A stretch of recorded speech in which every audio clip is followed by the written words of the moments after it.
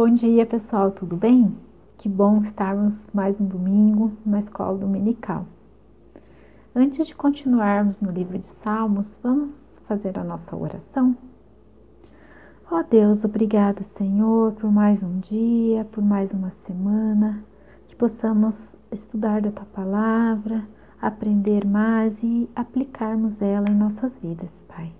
É o que pedimos e agradecemos, em nome de Jesus. Amém. Então, dando continuidade ao livro dos Salmos, hoje nós vamos estudar o Salmo de número 19. Então, já abra sua Bíblia e deixe lá no Salmo 19. O Salmo que fala sobre a revelação divina, certo? O Salmo 19 ele é classificado como um hino de adoração a Deus. E a gente sabe que os hinos, todos também os salmos, eles falavam sobre os atributos de Deus, quem é Deus. Falam acerca da graça, do perdão dos pecados, da providência e da revelação divina. Esse Salmo 19, como a gente olha lá, foi escrito por Davi, Salmo de Davi. Davi foi um salmista que ele teve um profundo conhecimento sobre essa relação com Deus. Então, ele escreveu muito acerca da revelação de Deus. Tanto que no Novo Testamento, vários dos apóstolos ensinavam a igreja naquele tempo, através dos Salmos de Davi, e hoje nós também estudamos, citando os Salmos de Davi. São os conceitos que Davi registra nos seus Salmos. Um exemplo aqui é o Salmo 19, né? Agora ali na tela de vocês vai aparecer duas referências, que é Romanos 1, 19 e 20 e 2 Timóteo 3, 16 e 17. Nós não vamos lê-las aqui agora, mas elas falam sobre isso, sobre essa revelação, qual é a revelação de Deus, como Deus se revela. Mas para lembrar, né, como a gente fala, sempre relembrando os fatos, vai aparecer agora para vocês ali o breve catecismo. Tá ali, ó, pergunta 6, né? Como Deus se revela? Então tá escrito ali, na natureza e na sua palavra. Então a gente já, desde pequenininho, vocês já viram isso, né? Deus se revela na natureza e na sua palavra. A natureza significa com a revelação geral e a sua palavra a revelação específica.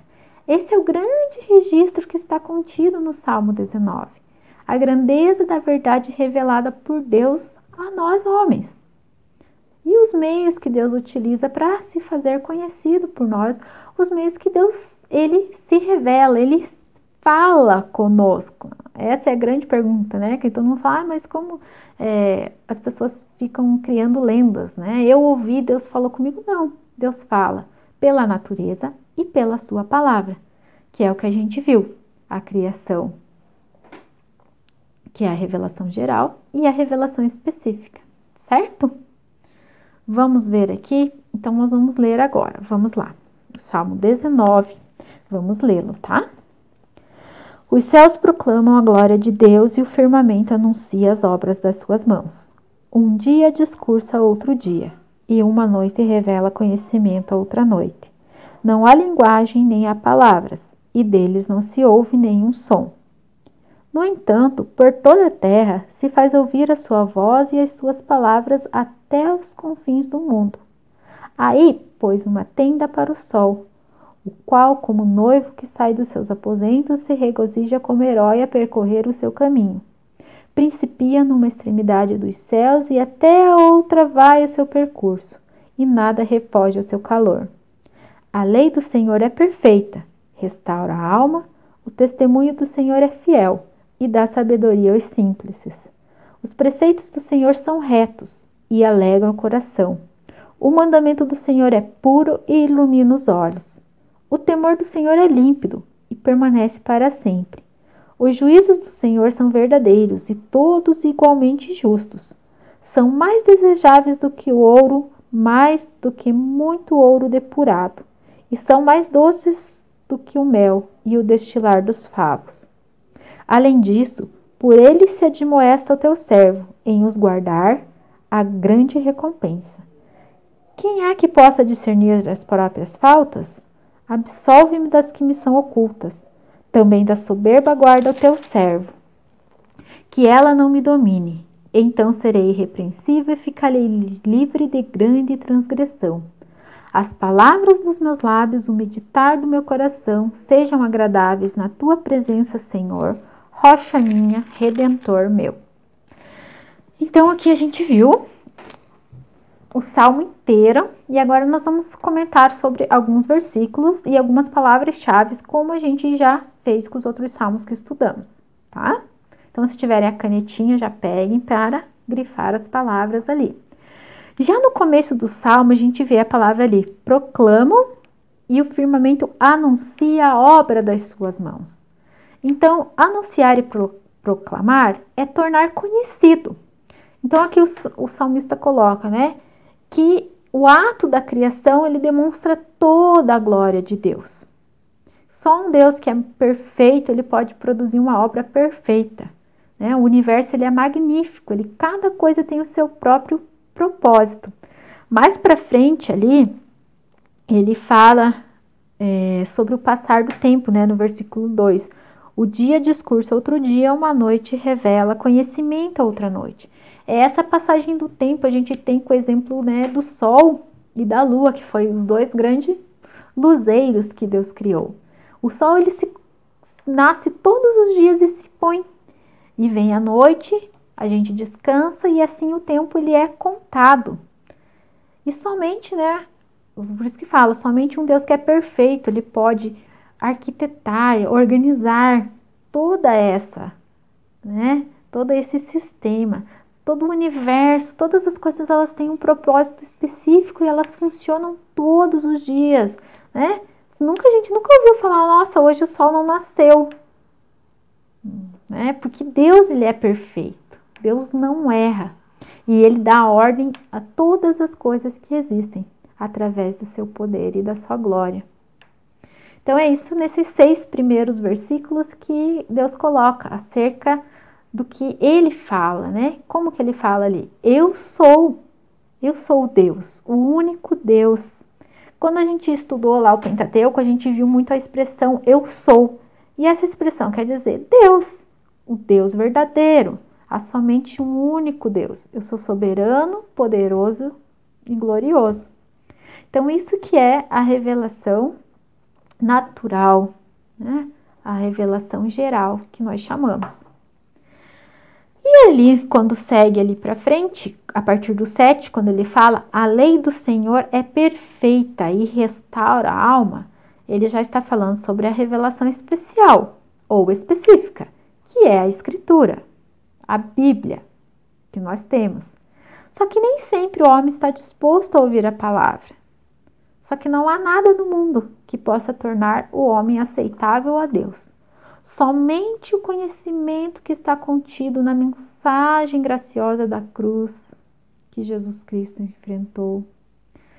E a inspiração que Deus deu aos homens que escreveram a Bíblia é que torna o homem, aceitável diante de Deus, certo? Somente a palavra. Todo esse conhecimento que é o que leva o homem à redenção, que a gente sempre vê essa palavra, Deus é o único que ele dá a redenção, o homem é isso, ele resgata, muda a vida do homem, que antes pecador e agora salvo. E a gente percebe uma diferença da revelação da natureza para a revelação específica da palavra. Na natureza, ela é silenciosa, como a gente fala, a gente observa, todas as coisas que Deus criou, como é lindo, como é perfeito. Só que ela não fala como a Bíblia, quando a gente fala, Deus falou, quando ele deu os 10 mandamentos, especificamente, com um objetivo. Ele queria dizer ao ser humano que o ser humano era pecador e precisava da redenção, precisava da restauração. Por isso que aqui Davi coloca a lei do Senhor é perfeita e só através dela que você vai conseguir a salvação. Então, essa é a diferença. quando o salmista abre ali, que ele fala aqui, ó, não há linguagem nem há palavras, deles não se ouve som algum, mas por toda a terra você conhece, você vê a criação. É Deus falando através da criação.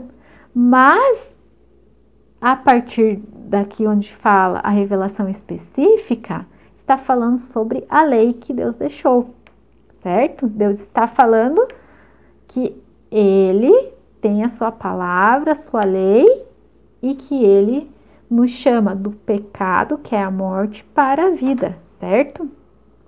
E ali quando ele segue, no versículo 7 mesmo, tem a palavra ali restaura, né, que nos dá ânimo, nos dá coragem. Depois ali ele fala que a palavra da sabedoria, depois da alegria e ilumina o coração. Todas essas palavras, elas fazem o quê? Elas são as bênçãos produzidas pela revelação de Deus, através da sua palavra. Através de quem escolheu seguir a Deus, ter fé, acreditar, né, que Deus é o único Deus, Ele é o Criador, Ele é verdadeiro e nós temos que cumprir com a sua palavra, temos que obedecer a sua palavra, certo? E a fé vem por onde? Pelo ouvir, e ouvir o quê? A palavra de Deus, isso está conectado. Não há como eu dizer, eu acredito em Deus, mas eu não leio a Bíblia, eu não estudo, eu não cumpro com a palavra de Deus. Não tem como. Se eu tenho fé, eu acredito em Deus, eu vou ler a Bíblia, eu vou estudar, eu vou mudar a minha vida, eu vou obedecer a palavra de Deus, certo? Mais para frente ali, ele fala que as reações de quem aprendeu a ouvir a voz de Deus, né, dos versículos a partir ali do 12 até o 14, que é o final do Salmo, né, do 12 ao 14, ele vai falar isso.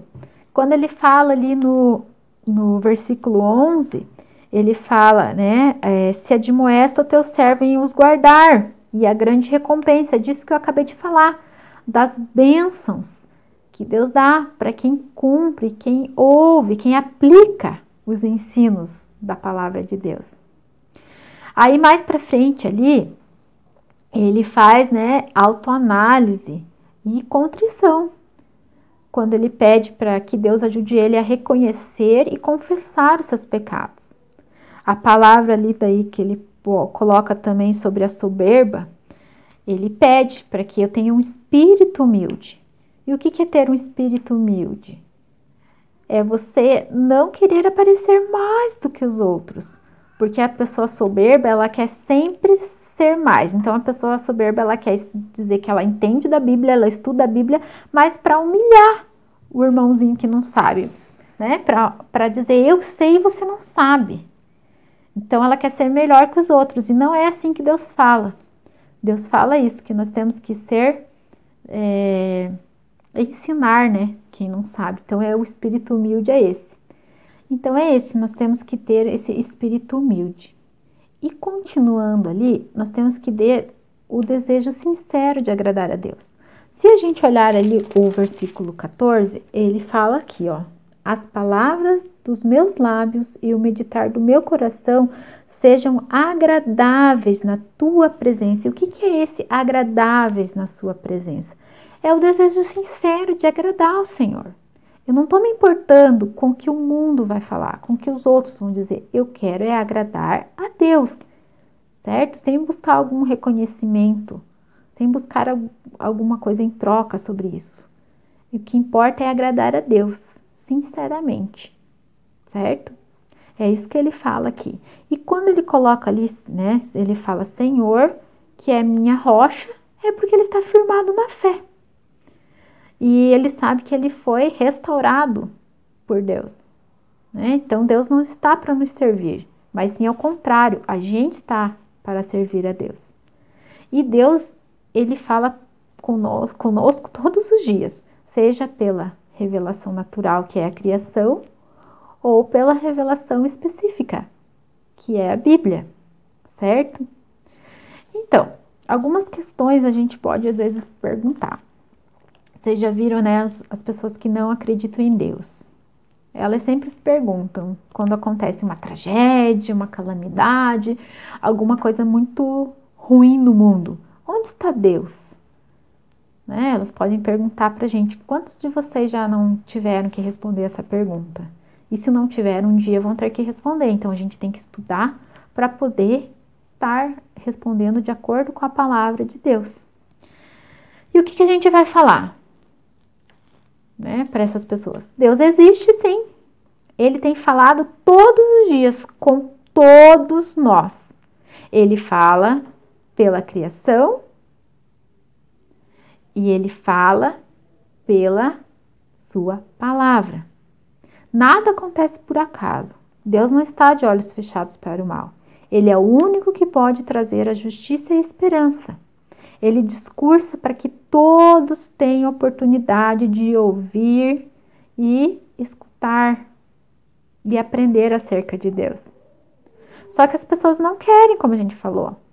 Muitos terão que pagar por seus pecados em não escutar a voz de Deus, em não se arrepender. Isso o dia do juízo, quando Jesus voltar para nos buscar.